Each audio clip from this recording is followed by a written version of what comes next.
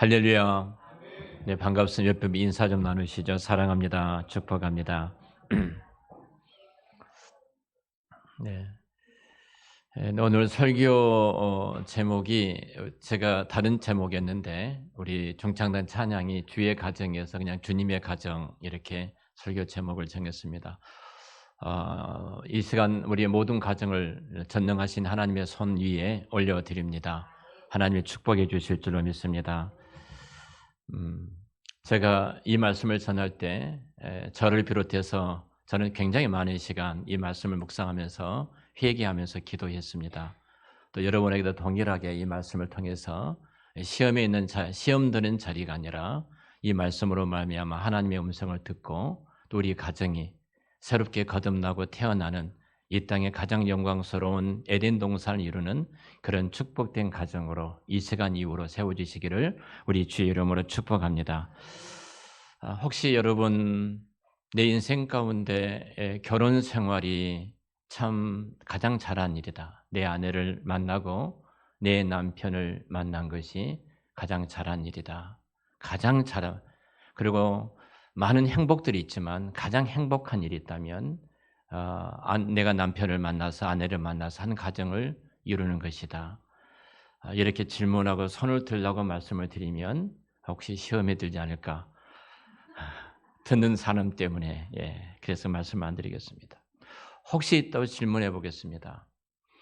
여러분 정말로 나는 내 아내를 만난 것이 내 남편을 만난 것이 이 땅에서 가장 잘한 일이다. 그리고 가장 행복하다. 많은 행복한 것이 있지만 나는 이 일이 결혼 생활이 가장 행복하다. 이 말씀을 혹시 주변으로부터서 들어보신 분 있다면 손 한번 들어보실래요? 음,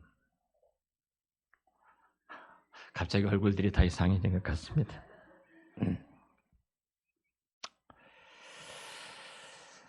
음, 분명한 것은 저도 많이 울었습니다. 많이 울고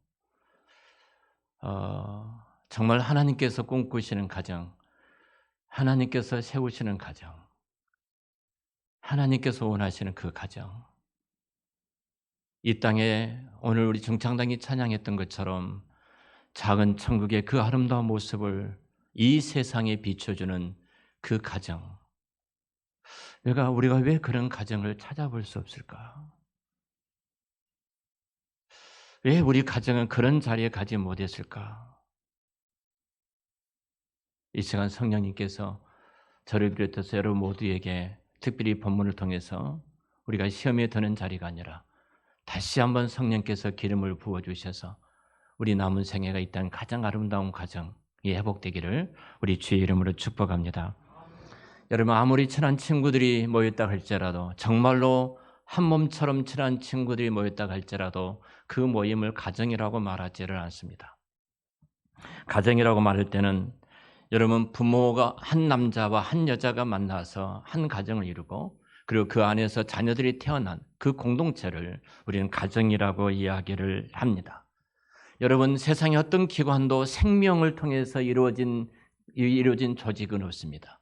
유일하게 여러분 가정만이 생명을 통해서 가정이 세워졌습니다. 그래서 가정이라는 것은 생명을 나누고 그 생명을 지키고 그 생명을 이어가는 곳이 가정입니다. 여러분 특별히 우리가 릴레이 기도 가운데 첫 번째 기도 제목이 가정의 달이기 때문에 가정에 대한 기도를 놓고 우리가 기도하고 있습니다.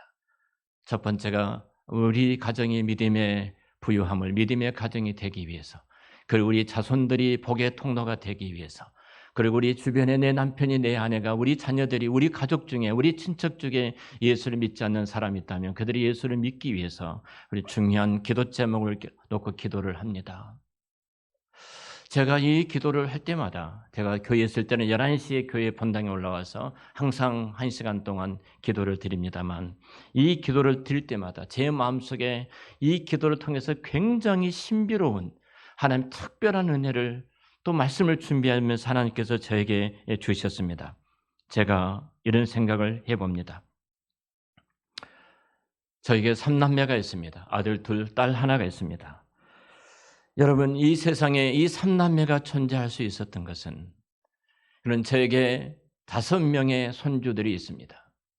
이 다섯 명의 손주들이 존재할 수 있었던 것은 제가 제 아내를 만나서 가정을 이루기 때문에 하나님께서 그 가정을 통해서 이 땅에 3남매를 주시고 또 그 가정들을 통해서 5명이라는 손주를 하나님께서 이 땅에 선물로 허락해 주셨습니다. 만약 제가 제 아내를 만나지 않았다면, 그리고 제 아내가 저를 만나지 않았다면 저의 3남매는 이 땅에 존재할 수 없었고, 그리고 5명의 손주들도 이 땅에 존재할 수 없었을 것입니다. 그 아이들이 저절로 태어날 수 없었습니다. 만약 제가 섬기던 교회에 그 장 집사님께서 저를 이렇게 주선을 했는데, 중매를 하셨는데 그 중매가 없었다면,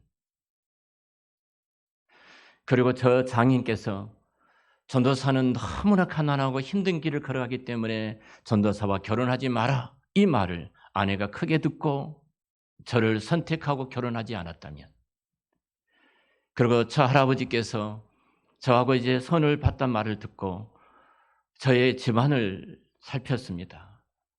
향교회에 출입하셨던 어르신이기 때문에 향교를 통해서 저희 부모님, 저희 할아버지, 할머니, 저희 집안을 다 살펴본 이후에 그 집안이 정말로 효도하는 집안이고 가풍 있는 집안이고 훌륭한 집안이라는 것을 듣게 되었다, 이런 말씀을 하지 않으셨다면, 여러분, 저와 제 아내가 만나 결혼을 했겠습니까? 그리고 저를 통해서, 저희 가정을 통해서 3남매가 이 땅에 태어나고 5명의 손주들이 이 땅에 태어날 수 있었겠습니까? 여러분, 지금 따져보면 볼수록 이 세상에, 이 시대에 태어날 수 있었다는 것은, 그리고 제 자식들이 실제 할 수 있었다는 것은, 그리고 손주들 5명이 이 땅에 태어나서 실제 할 수 있었다는 것은 신비 중에 신비고 기적 중에 기적입니다. 더 올라가서 나자 연자 균자인 저희 아버님과 박자 순자 레자인 저희 어머님이 굉장히 먼 지역에서 살던 분들인데, 저희 어머님은 16살에, 저희 아버님은 17살에 결혼을 하셨습니다. 세상에 수많은 하늘의 별처럼 땅에 모래알처럼 많은 남녀들이 있었는데, 이 2분이 만남이 없었다면 제가 이 땅에 존재할 수 있었겠습니까? 여러분, 더 거슬러 올라간다면, 존재의 근으로 올라간다면, 오늘 말씀처럼 창조 때로부터서 하나님께서 창조 때에 하나님께서 계획을 세우셨습니다. 온 우주와 만물을 창조하신 전능하신 하나님께서 아담과 하와라는 한 남자를, 또 한 여인을 통해서 가정을 세우기로 계획을 하셨습니다. 그 계획이 없었다면 우리 이 땅에 존재할 수 있었겠습니까? 하나님께서 그 계획을 세우셨지만 그 계획을 하나님께서 실현하지 않으셨다면 우리가 이 땅에 나라는 사람이, 신비로운 이 존재가 존재할 수 있었겠습니까? 여러분, 아무리 살펴봐도 영원 전에 계획하셨던 그 하나님의 계획이 그 실행되어 오늘 저와 여러분들이 이 자리에 존재하고 우리를 통해서 내 사랑하는 아들과 딸들이 이 땅에 태어나게 됐고, 그들을 통해서 또 다른 자녀들이, 이 땅의 자손들이 태어날 이 일들이 얼마나 신비롭습니까? 그분들이 부모님들이 되시지 않았다면, 저희 아버지가 저희 어머님을 선택하지 않았다면, 저희 어머니께서 저희 아버님을 선택하지 않으셨다면 제가 이 땅에 존재할 수가 있었겠습니까? 내가 이 땅에 존재한다는 그 자체가 여러분 신비 중에 신비로운 일이 아닙니까? 얼마나 신비로운 일입니까? 여러분, 내가 내 아내가 그 여인이 내 아내가 되고 내가 그 여인의 남편이 되었다는 이 사실들이 얼마나 신비로운가? 얼마나 신비로운가? 만약 하나님께서 섬세하게 정말 우연처럼 하나님의 작업과 계획하심이, 그리고 섭리하심이 없었다면 우리 이 땅에 아무도 존재할 수가 없었습니다. 신비롭습니다. 내가 이 장에 있다는 것은 기적인 줄을 믿습니다. 자, 그렇다면 우리는 한번 가정이라는 것을 돌아봐야 됩니다. 가정. 오늘 본문의 말씀은 대부분이 목사님들이 결혼 주례할 때 선택하신 말씀이기도 합니다. 자, 이 신비로운 가정이 어떻게 시작되었는가? 성경은 이렇게 말씀하십니다. 창조 때로부터서 이루어졌던 하나님 은혜다. 그리고 사람을 남자와 여자로 지으시고 이렇게 말씀을 합니다. 남자라 여자로 지으시고 그리고 그들이 부모를 떠나 한 가정을 한 몸을 이룰지니라 이렇게 말씀을 해요. 남자와 여자가 결혼을 통해서 남편과 아내가 되어 둘이 한 몸을 이루어가는 것이 둘이 한 인생을 살아가는 것이 가정이라는 사실입니다.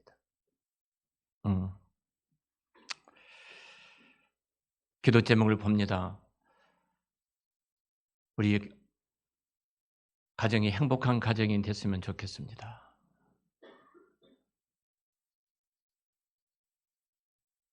행복한 가정이 되었으면 좋겠습니다.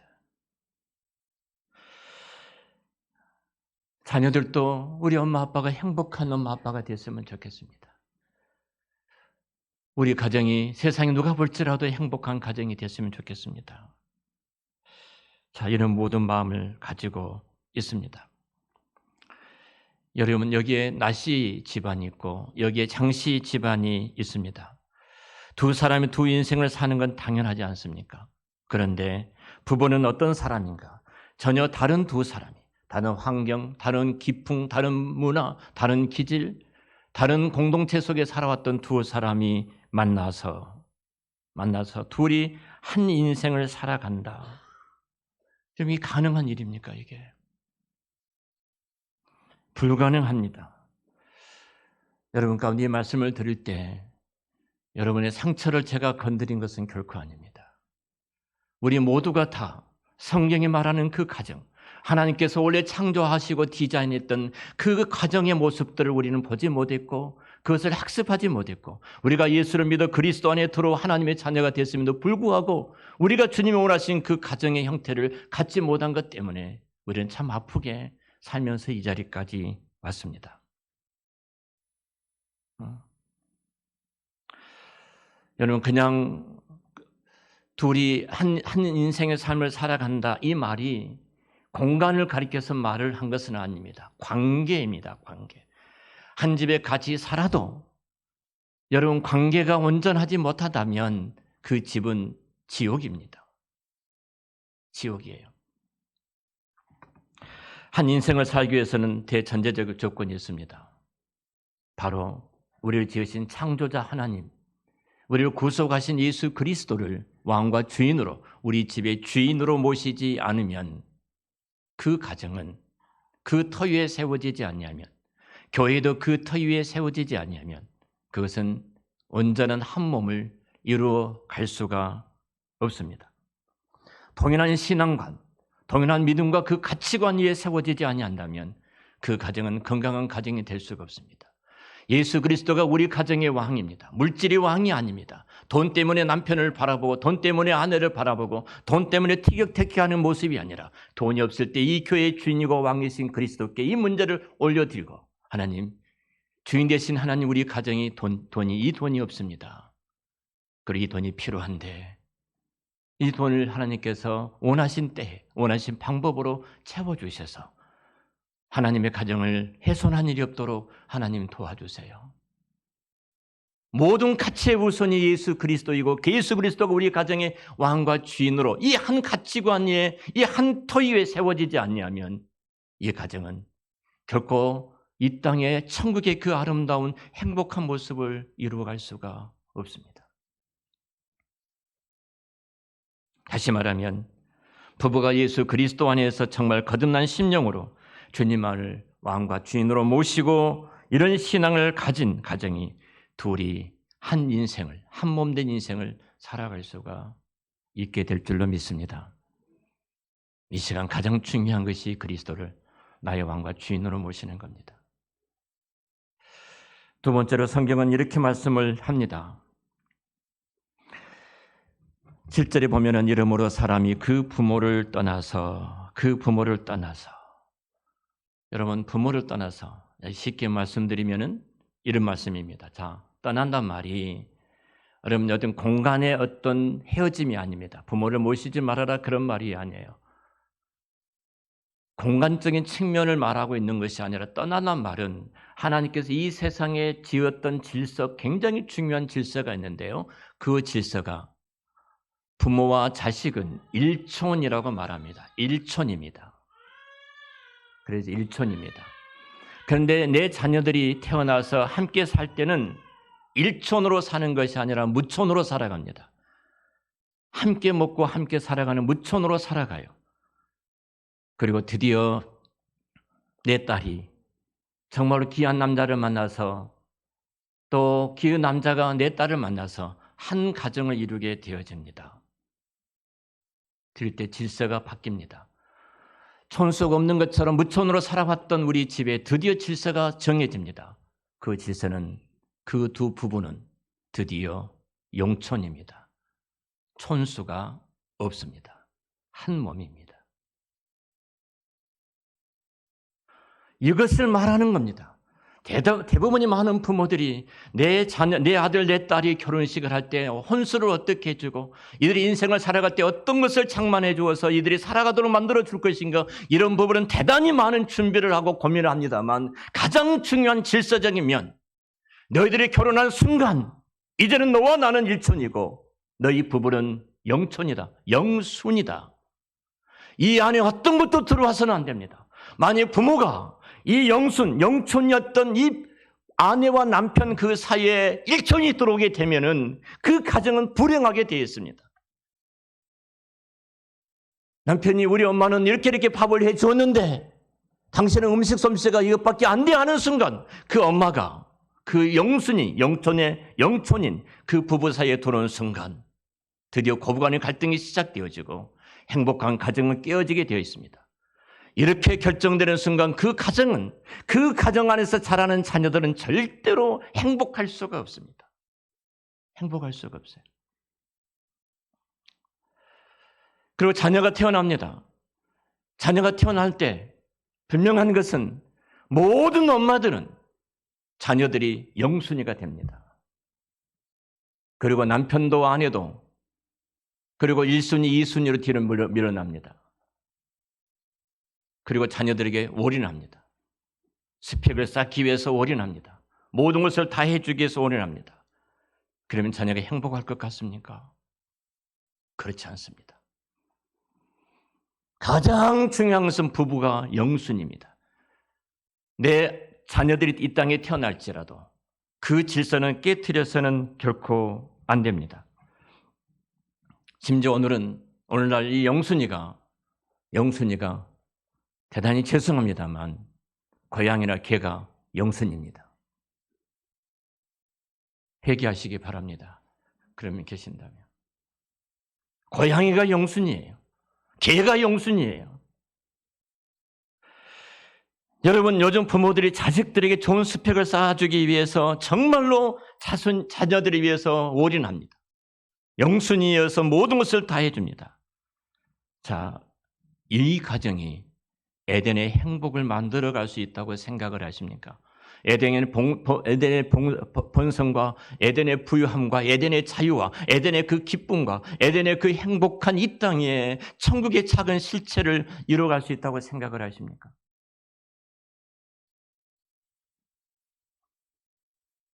에덴의 행복을 누리기 위해서 이 질서를 깨지 마십시오.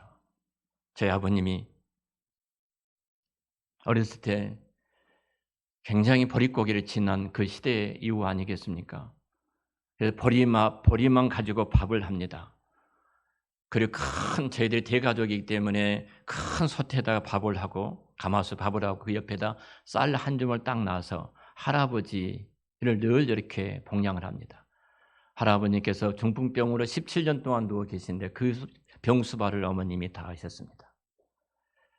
그리고 늘 그 밥상에다가 김철이면 김이 떨어지지 않도록 김을 올려드렸어요. 근데 아버님이 한 번 이러시더라고요. 여보, 나도 쌀밥 먹고 싶고 김 먹고 싶다.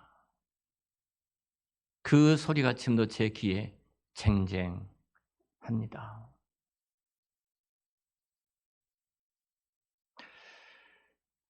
여러분 남편은 어느 자리에 계십니까? 여러분의 아내는 어느 자리에 계십니까? 촌수가 없습니다. 영순입니다. 이 질서를 회복하는 것이 이 땅의 천국을 이루는 에덴의 가정을 이루는 축복이 된 줄로 믿습니다. 자, 그리고 이 가정이 결혼을 하고 나서 가장 중요한 것이 있습니다. 죽는 시간입니다. 보편적으로 제가 결혼 통계를 봤습니다. 참 얼마나 부정적인 통계가 많은지 오은영 박사님께서 결혼 지옥이라는 프로그램을 갖고 우리 앞에 다가왔는데요. 참 제가 좋아하는 선생님이기도 합니다. 그 결혼 지옥이라는 이 프로그램이 젊은이들에게 결혼하면 저렇게 살 수밖에 없다. 나는 그 이상의 가정을 꾸릴 수가 없다는 이 좌절감 때문에 결혼을 포기하고 있다는 사실을 아십니까? 여러분 TV에 등장했던 어떤 가정도 어떤 드라마도 행복한 가정의 모습을 그리는 것은 하나도 없습니다. 그게 세상입니다. 사단은 철저하게 이렇게 미혹하고 유혹을 해서 하나님이 창조하셨던 그 영광스러운 부부가 한 가정을 이루는 이 거룩한 하나님의 나라의 영광스러움을 파괴하고 있다는 사실들을 교회가 우리가 각성하지 않고 있는 이 비극 속에 우리가 살아가고 있습니다. 결혼했다 하면 이 말하면 너는 이제는 그때부터 죽었어. 네 인생 끝났어. 이렇게 말을 합니다. 정답입니다. 결혼은 죽는 겁니다. 결혼은 죽는 거예요. 여러분 행복한 가정을 이루기 위해서는 하나님께서 원하시는 이 땅의 작은 천국을 이루기 위해서는 중요한 것이 이 땅에서 내가 매일매일 죽어야 합니다. 자, 여기에 초록색이 있습니다. 여기에 노란색이 있습니다. 이 둘이 만납니다. 따로따로 이 둘이 이 따로따로 섞이지 않고 두 색깔이 독립적으로 이 두 색깔이 만나면 존재한 것이 아닙니다. 아니면 이 초록색이 노란색을 흡수한다든지 노란색이 초록색을 흡수한 것도 아닙니다. 자, 이 두 색깔을 놓고 저희저으면은 새로운 제3의 색깔이 등장합니다. 바로 연두색이 봄철에 그 아름다운 연두색이 등장할 수밖에 없어요. 언제요? 그 색깔이 내 색깔이 죽을 때입니다. 내가 죽을 때, 내가 죽고 내 아내가 죽고 내가 서로가 죽을 때 그 가정의 가장 아름다운 연두색이라는 하나님의 새로운 창조의 그 모습들을 그 가정 속에 드러내시고 나타내 주실 줄로 믿습니다. 결혼하기 전에 우리는 남자 총각이 있고 여자 처녀가 있습니다. 결혼하는 순간 이제 총각이 죽어야 됩니다. 결혼한 순간 이제 처녀가 죽어야 합니다. 그래서 결혼하는 순간 우리는 이제 죽는 시간이에요. 이 말 다시 말씀을 드리면 이와 같습니다. 자, 아이가 낳습니다. 아이가 나면 우리 남편이고 아내입니다. 근데 아이가 태어나면 남편이 죽어야 됩니다.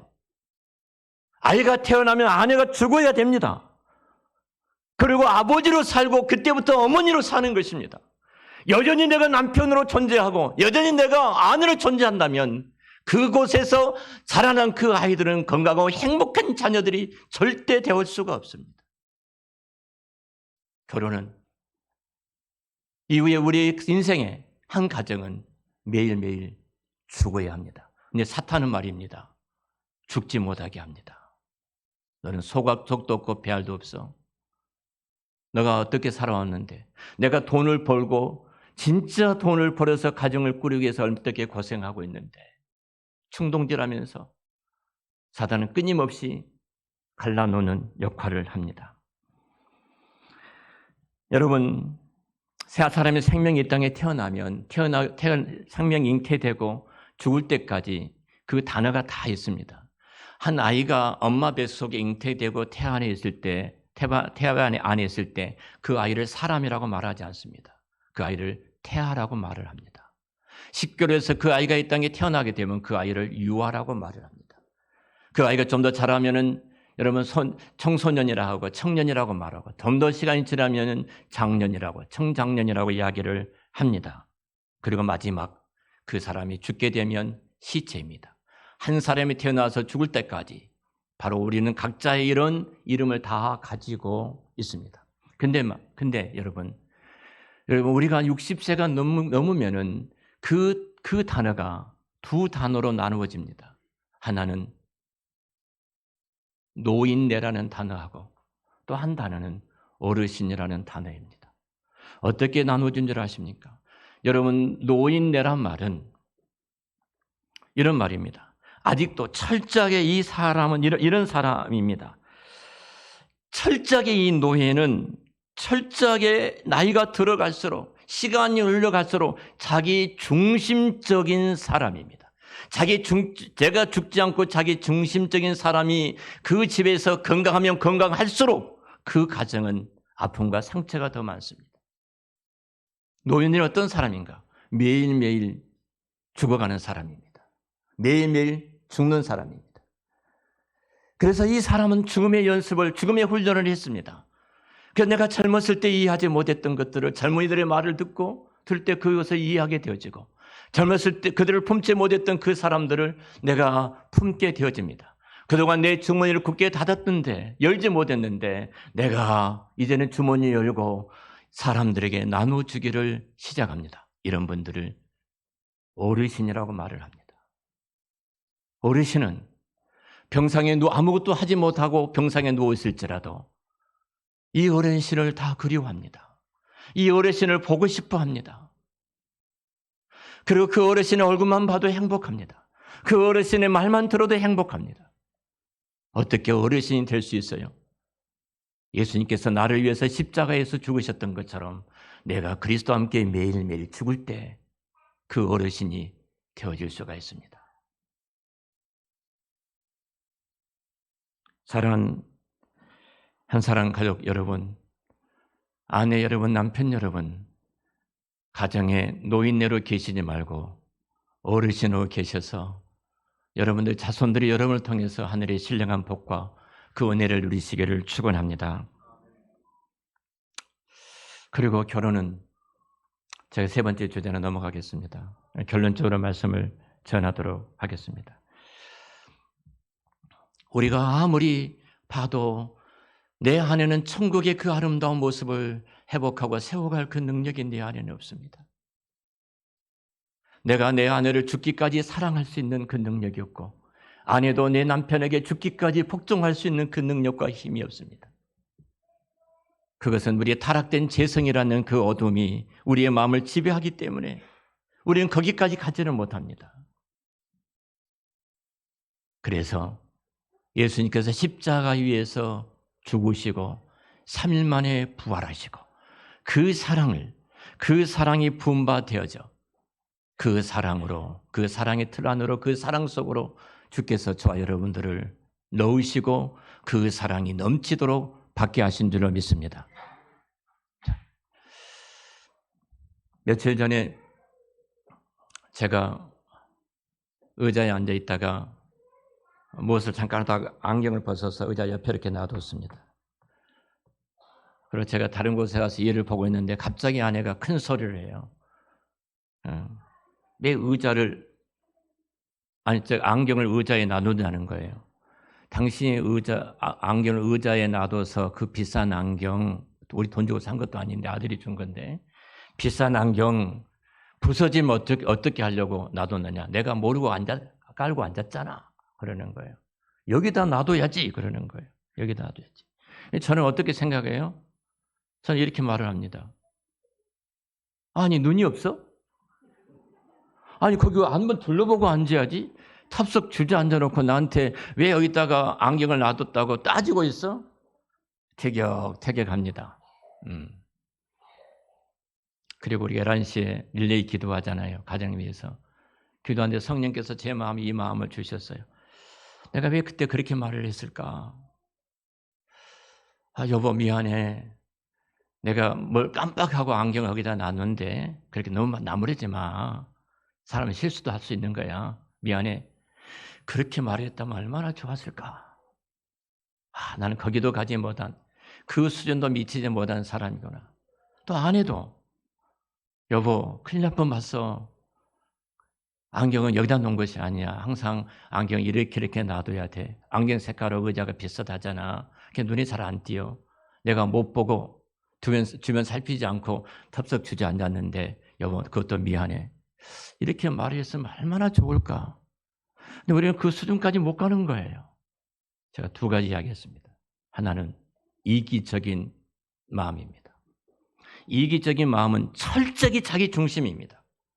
모든 문제가 남편이고 자식이고 부모고 환경이고 민족이고 철저하게 너 때문에 이런 일들이 이루어졌다는 개인 중심입니다. 우리가 우리 자녀들을 그렇게 키웠어요.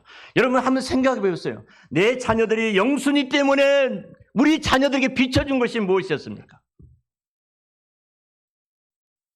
자기밖에 모릅니다. 나밖에 모릅니다. 자기 중심적인 아이들이 되어버린 거예요. 내가 그렇게 사는 겁니다. 당신이 그러지 않았다면, 당신이 그 자리에 없었다면, 당신이 그렇게 하지 않았다면 나는 이렇게 안 살 텐데. 우리 안은 죄와 타락성을 갖는 이기적인 이체성이 우리를 지배하고 있습니다. 좀 더 한 가지 나간다면 이타적인 것입니다. 이런 것입니다. 아까 제가 두 번째 이야기했던 것. 여보 미안해. 내가 안경을 깜빡하고 거기다 놔뒀어. 거기다 놔두면 안 되는데 여보 당신 놀랬어? 미안해. 등을 두드려주는 것. 이게 상대의 마음을 이해하고 상대의 마음을 배려하고 생각하면서 내가 그렇게 하는 거예요. 이걸 이타적이라고 말합니다. 자, 이타적인 출발이 뭔지 아십니까? 그것이 이기적인 겁니다. 이타적인 그것까지라도 내가 평안한 거예요. 내 마음이 평안한 거예요. 내가 다투기가 싫은 거예요. 싸우기가 싫은 거예요. 그 안에는 나를 위한 또 이기적인 제약이 내 안에 있습니다. 이 세상의 모든 것은 이기적이든 이타적이든 다 세상은 제약 속에 있다는 사실입니다.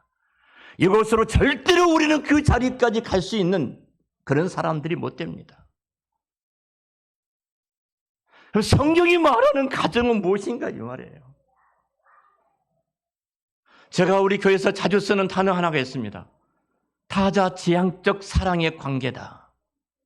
타자지향적. 성부 하나님과 성령 하나님과 성자 하나님께서 서로가 서로를 가장 완전하시고 가장 만족하시고 스스로가 가장 기쁨이 넘치시는 그분들이 성부 하나님은 성자 하나님과 성령 하나님 위에서 존재하고 그분들에서 존재하시고 성자 하나님은 성부와 성령 하나님에서 존재하시고 성령 하나님도 성부와 성자 하나님을 존재하시는데 이 존재의 이것을 사랑의 춤이다 이렇게 말할 수 있습니다.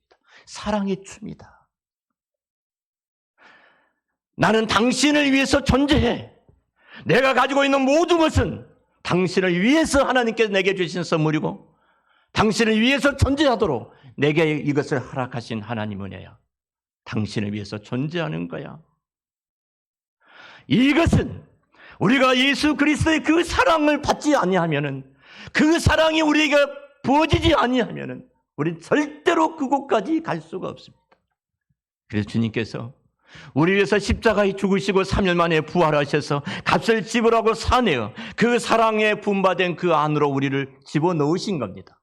그 사랑으로 충만한 사람만이 그 사랑이 아내에게 흘러가고 남편에게 흘러가게 되었습니다. 자, 이 사랑을 하는 사람은 상대가 어떻게 하든 열등감이 없습니다. 상대가 나에게 어떻게 하든 섭섭함이 없습니다. 상대가 어떻게 하든 그것 때문에 화나 분노가 치밀어 오르지 않습니다. 예수 그리스도께서 그러셨습니다. 동등한 하나님이신데 그 하나님이신 한 분이신 예수님께서 하늘의 영광을 버리고 이 땅에 인간의 몸을 입고 이 땅에 오셨습니다. 말할 수 없는 천박한 그 인간들에게 고난을 당하시고 십자가에서 죽으시고 온몸이 벗겨진 알몸의 몸으로 처참하게 피와 물을 다 쏟으시고 달려있는 그 모습을 바라보십시오. 하나님, 왜 나에게 이렇게 하셨습니까? 따지셨던가요? 하나님, 왜 나에게 이런 고통을 주십니까? 따지셨던가요? 이 일이 하나님을 위해서 존재하는 일이기 때문에 그 일을 기쁨으로 우리 주님께서 그 길을 걸어가시고 오히려 그렇게 비난하고 손가락질하는 자들을 향해서 아버지요, 저들이 하는 일을 알지 못합니다. 저들이 하는 일을 알지 못한 저들의 죄를 용서해달라고 기도하셨던 주님, 그 사랑이 우리 가운데 부어지기 때문에 우리는 그 사랑으로 그렇게 갈 수 있습니다. 내가 사랑을 어떻게 부어주든 간에, 상대가 어떻게 반응하든 간에 그 반응한 것 때문에 내가 섭섭하거나 열등감을 갖거나 화가 나거나 분노하지를 않습니다. 다른 예를 들어보죠. 어느 분이 저에게 수박 100통을 주었습니다. 100통을 한 차를 싣고 와서 목사님 드시라고 주었습니다. 제가 먹는 것은 한 통이면 끝납니다. 이 100통을 집에다 다 놔둔다면 며칠이 못 돼서 다 썩게 될 것입니다. 제가 길가에 나갔습니다. 지나가는 사람들에게 그 수박 한 통 한 통을 들고 지나가는 사람에게 수박 드십시오, 이렇게 드립니다. 저는 그분이 받아준 것만 해도 감사한 거예요. 받아준 것만 해도 고마운 거예요. 그리고 그 수박을 나눠줍니다. 그 사람이 어떤 반응을 하든, 고맙다고 말을 하든 고맙지 않다고 말을 하든 어떤 말을 하든 나는 그 선물을 그분에게 전해준 것, 그리고 그분이 받아준 것 한 가지 사실 때문에 나는 고맙고 감사한 거예요. 바로 그것이 타자지향적인 사랑이에요. 내가 아내가 어떻게 반응하든 간에 나는 죽도록 아내를 사랑하는 겁니다. 아내는 남편이 어떻게 반응하든 간에 남편 말에 죽기까지 복종을 하는 것입니다. 이 타자지향적인 내가 당신을 위해서 존재하는 그 사실이 없이는 이 땅에 하나님 원하시는 그 아름다운 예전의 영광스러운 천국을 이루어갈 수가 없다, 이 말입니다. 너무 마음이 아픕니다. 저희도 그렇게 못되게 살아왔습니다. 저도 그렇게 하나님이 기뻐하신 그런 모습을 이루지 못했습니다. 정말 우리 모두가 다 회개하고, 정말로 회개하고 하나님 앞에서 내가 이 사랑에 부음받은 그 사랑을 받은 그리스도의 십자가의 그 사랑을 붙들고 주께서 하나님 앞에 항변하지 않고 가장 처참한 인간 이하의 비참한 길을 걸어가시면서도 나는 당신을 위해서 존재하기 때문에 이 길을 기쁨으로 걸어갑니다, 걸어가셨던 예수님처럼 남편 여러분, 그렇게 아내를 죽기까지 사랑하시고 아내 여러분, 그렇게 남편에게 죽기까지 복종하시기를 축원합니다. 우리 가정이 얼마나 신비합니까? 신비로운 가정, 기적이처럼 영광스러운 가정. 다시 한번 진짜 제가 마음이 너무 제 자신의 모습을 보면서 내가 그렇게 살지 못하다 보니까 내게 풍성히 부어졌던 그 사랑을, 그 충만한 사랑이 흘러가는 모습들을 보지 못했기 때문에 우리 성도들이 이 아픔이 있었구나 하고 회개하면서 이 말씀을 함께 나누었습니다. 한사랑 가족 여러분, 우리가 모두가 다 정말로 참으로 하나님께서 이렇게 신비롭게 세워주셨던 우리 가정을 작은 천국을 이 땅에서 일구 가야 되지 않겠습니까? 참으로 복된 가정을 구축해야 되지 않겠습니까? 가정의 중요성을 강조한 시편 144편 한 구절 읽고 마치겠습니다.